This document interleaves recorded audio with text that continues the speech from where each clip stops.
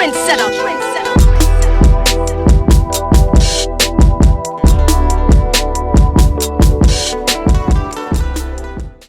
up, man? Your boy TrendsetterSense. Of course, Rhythm and Streets. Special edition, like I always say, because it's always special, man.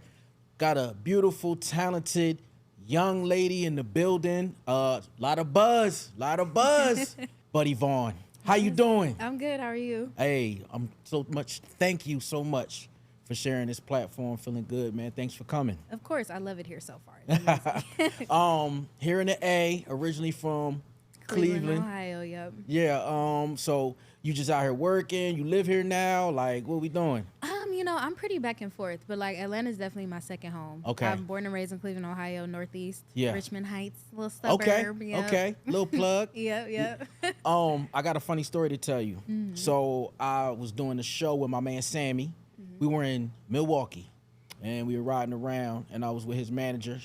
Shout out my man Skino.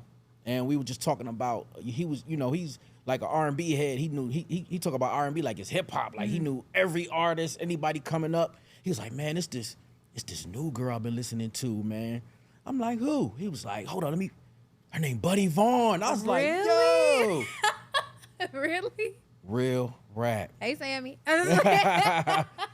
Yeah, so, and it was funny because it was just this past weekend. I was like, yo, she's about to come on my show. So, wow. Yeah, I just wanted to, let you know about that. And people talking, you buzzing. Oh, my God. Yeah, let's talk about the evolution of Buddy Vonn, man. Where did it begin? Tell me. Oh, my gosh. So I started singing when I was 4. I remember one of the first songs I sang was Never No More by Aaliyah. So hold on. You remember being 4 years old? Yeah, I used to sing all the time in preschool. Okay. Yep. And when I was about 8, 9 years old, that's when I started writing. But, I never really thought I would make it to like this far. Wow. Like, and I'm not even as far as I know I'm going to be. Okay. But when I was 17, I'm 24 now. Okay. That's when I started taking music like serious. That's when I was like, Gotcha. you know what, I'm gonna record. I'm gonna like stop playing around. I'm gonna pursue my dream, and like the rest is history. When did you know the breakthrough moment? Like you saying, like I didn't know if it was gonna be real or not, but then you was like, oh, this is real. Honestly, when I dropped my first ever song, and like the real ones know, like my first ever song I dropped on SoundCloud, and it was called Questions, and Okay. I produced it and everything. I co-produced it and I wrote it. Yes. Really? Yes. Okay. With I don't even remember his name, but he doesn't even engineer anymore. His name was Dylan. Okay. And my friend Anthony, he's the one that even got me into music. They call him Cutto. Okay. And he's the one that got me into music. But yeah, like I got like 20,000 plays in like 1 week. Really? And I was like, oh, all right. I'm like, this might be going somewhere. Yeah. But yeah. You have a family member, like your grandmother Yes. was a singer. You want to Yes. dive into that? Yes. Okay. Yeah. So my grandmother, her name is Shirley Vonn. She's my best friend. Yeah. We got the same birthday. We the same person. Wow. She's so sweet, beautiful. I look just like her. I'm gonna have to show you a picture later. Okay. But yeah, she was a singer in the 60s. She used to go on tour with like the Temptations and like the OJs. Yeah. And like she was a big deal. Yeah. She had a few songs on the chart. She was signed to Columbia Records. Okay. Yeah. I listened to the music. It was fire. Did you? Yeah. You like it? Okay, good. Yes. So, like, that's your inspiration? Like, Yes. did she, like, teach you? Like, tell me about the connection. She's definitely my inspiration. Of course, I grew up singing in church. I feel like that's how a lot of us start most of the Okay. time when we're like musically inclined. But she always taught me how to use my voice correctly because like it actually took me a minute to accept my tone of voice. Because at first I was trying to be trendy. Like I feel like around like 2017, 2018, that's when like the soft girl voice was like cute. It was like Alina Baraz. She's from Cleveland. Alina Baraz. And then even Janae Aiko, like the soft like R&B voice. Yeah, but yeah. I don't have I can get soft, but I don't have a soft voice. Yeah. I'm very like kind of monotone, like very much in the D minor range. Kind of like, I don't want to say manly, but like a lot of the male R&B singers are D minor. Okay. But like female R&B singers are in D minor, like Jasmine Sullivan and like her. Fire. So yeah. So I had to learn how to accept that and just be naturally me. And she helped me with that a lot. Nice. She really did. Nice. Who were like some of your like influential artists and who were you listening to younger that like that inspired you? Oh my gosh. The Weeknd is like I love him. I love him. The Weeknd, of course, Beyonce, Whitney Houston, Bruno Mars. I really like that group Flow. Okay. Those three women, they're like amazing. They're perfect. But when I was younger, of course, Aaliyah was like my number one. My sister really got me into Aaliyah. My sister, she's a few years older than me. And I remember I had got my first iPod, and you know, at that time you had to pay for every single song that was on there. So my iPod was full of Aaliyah because she had the songs paid for already, so it was full of Aaliyah. So yeah, honestly, it was like Aaliyah, Beyonce, and like The Weeknd. Okay. Yeah. You know, when you're talking about you didn't know, does Buddy Vonn have like expectations of herself? Like, did you set those? What were those goals when you were a young girl? My goals when I was a young girl definitely was I gotta stop being so sensitive and I gotta break out of my shell. Okay. Because I remember the first time I ever sang in front of people, I was in the 5th grade and it was Black History Month. And I sang The Dream of Martin Luther King. Yeah. Wow. And I remember I was like so shaky. I was so nervous, but after I did it, I felt so good. I was like, oh my God, this feels amazing. Yeah, like, yeah. But yeah, like I had to stop being so sick. I was a little crybaby. I definitely was. But I used to always sing when I was in school. That's all I used to do was sing. I didn't play no sports. I was a singer. I sang at every game, variety shows, like competitions. Like I was singing. Did you play any instruments? I play piano. Really? Yes. You see this grand piano right here. Now I can only play Mary Had a Little Lamb. Back then I used to be Alicia Keys a little bit. For sure. I got you. So when you thinking about you know, expectations, and then also you mentioned that you wrote songs as a little girl. Like, talk about like the importance of the messaging like in your music, and like what is Buddy Vonn's expression when she's speaking to her fans, her audience? Oh my gosh. Describe Buddy Vonn. Like musically. Honestly, when I was like younger and I was writing, I was still writing off of emotion, even though I barely experienced any at that age. I was like 9. Okay. But like with my music now and like how my music has progressed like through time, I kind of just want people to know, like, if you feeling like this, you're not the only person feeling that way. Like, everybody has emotions, like man or woman or anything in between, like anything. Like, it's okay to have emotions. We all get emotional. We all have our moments where we like, dang, like, why I gotta be like this? Why I gotta be like that? Because I mean, like, our generation, like, I feel like everybody want to be nonchalant and act like they don't care, and like social media be like eating at our brains. Wow. So it's like, in my music, it's like, okay, like, you can feel like that if you're feeling some kind of way, like, you can express it, because if you don't express it, you might blow up and you might end up blowing up somebody's car, hurting somebody. We don't want that to happen. Yeah. So, yeah. That's funny that you talked about that, because you're single, Love and BS. So when I was looking at the video, you was getting your hair done, you was talking to your hairdresser, and so, you know, and I was just thinking about, like, it's so realistic, like,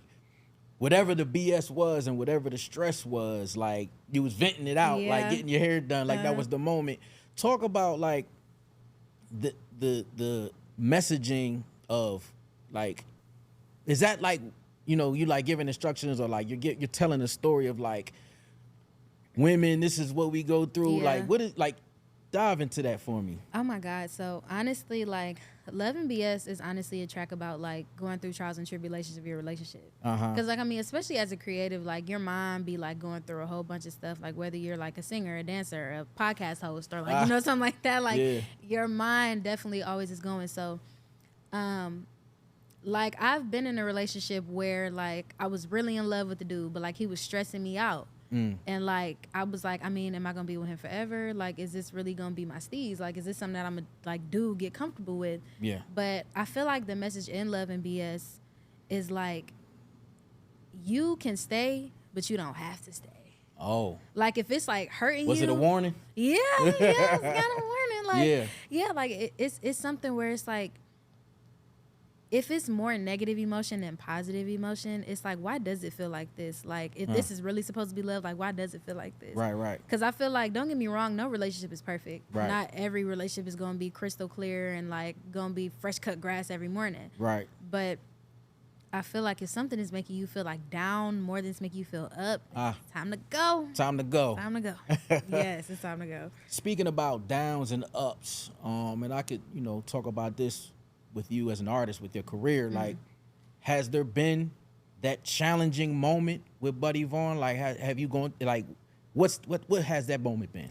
Oh my God. It sounds like you got a list. I got a list. I'm gonna tell you two things. Okay. I'm gonna try to make them quick. So the first one is, before my manager like discovered me, I was like ready to like stop making music. Like I was like ready to like give it up, go to nursing school. I was ready to like, I was done. But the reason why I was done was kind of like selfish though. I was kind of done because I'm like, dang, like I should have blew up already. Oh. But I mean, you was getting impatient? Yeah, like, okay. But that's not a good way to think about it, especially if you're doing something you love. Like, you shouldn't be like, I should be like rich by now. Like, people like have been making music for 10 years and like just blew up yesterday. You know what I'm saying? So right. When my manager found me on social media, okay, and like, so that's how that happened. Yeah. Shout out to Phil. That's like my uncle. Yeah.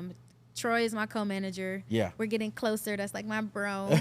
Shout out Troy. Right. Yeah. Troy's great. Yeah. But yeah, it definitely made me have like a whole different outlook on like my career, because I feel like that was God telling me like to not give up. Wow. Because I was like, whatever. I was enrolling in school and everything. Yeah. And then like I just got a DM and I was like, who's this? So yeah, but the second one is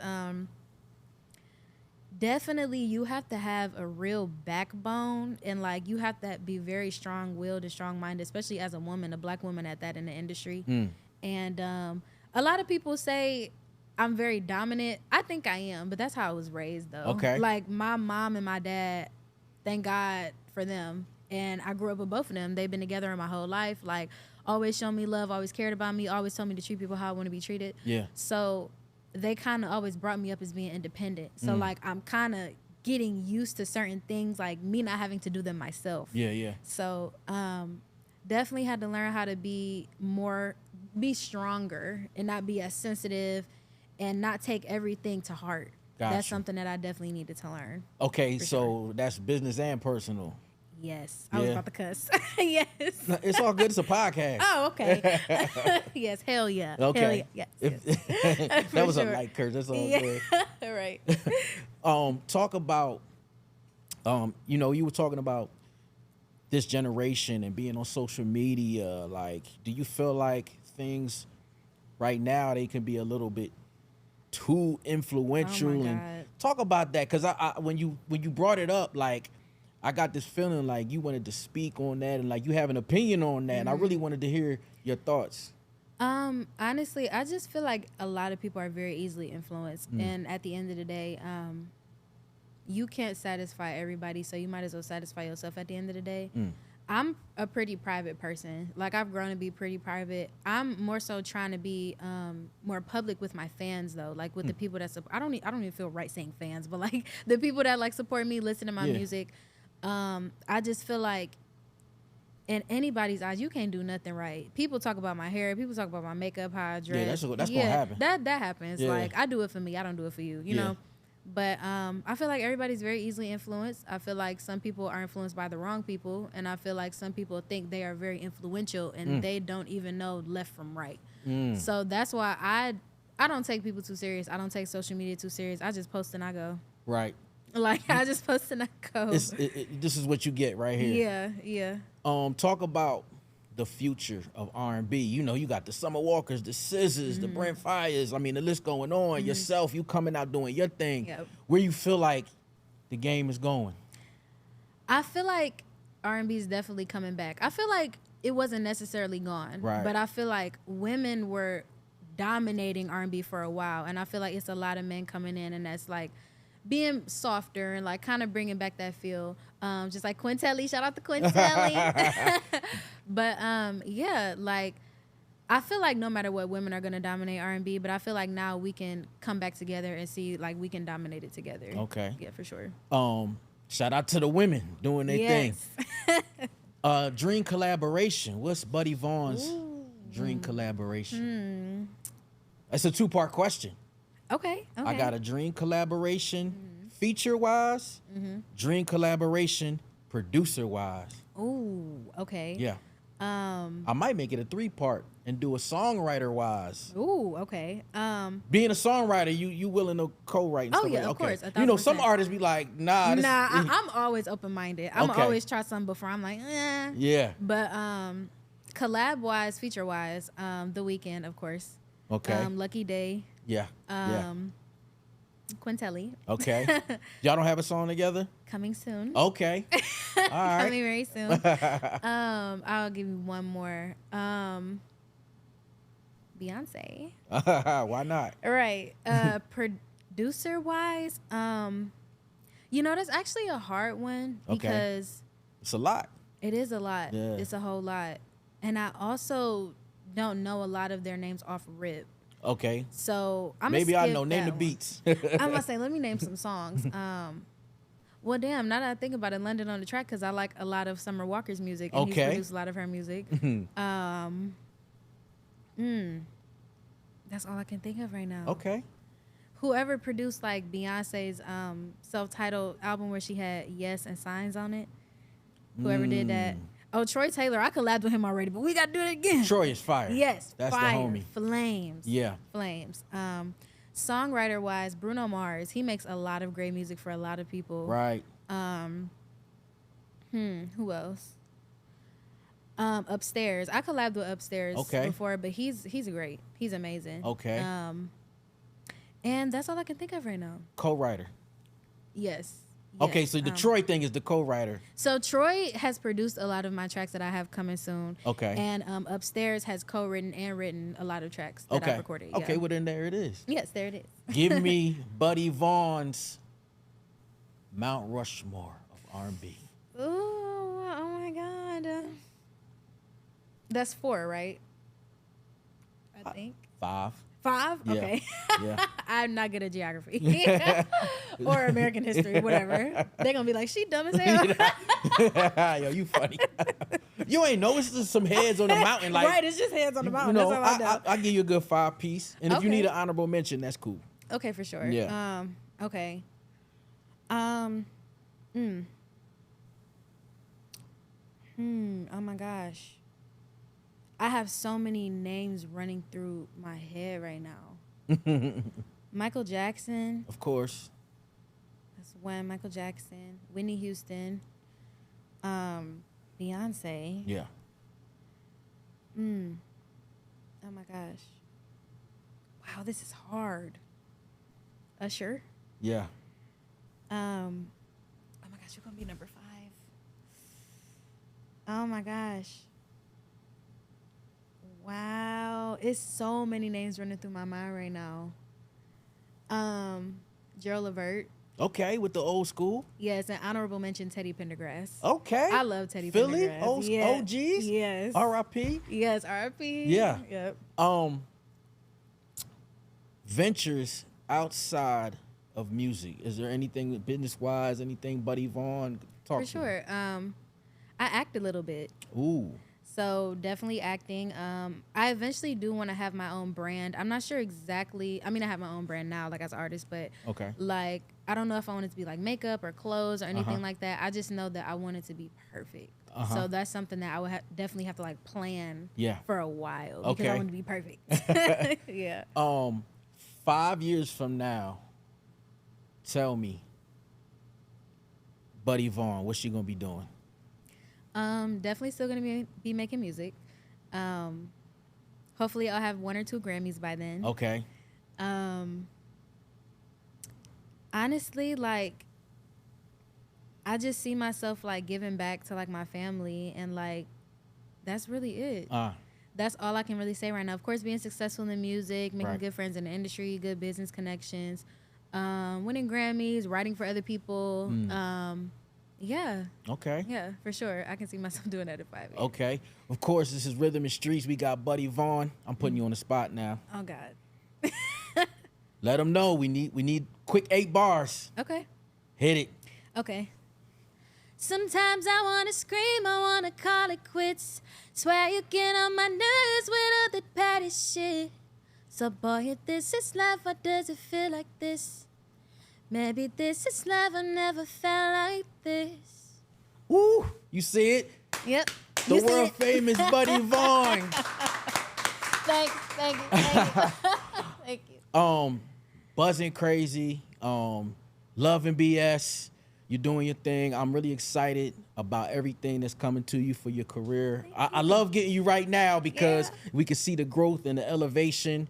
But I appreciate you for sharing this platform. Buddy Vonn, ladies and gentlemen. Buddy Vonn.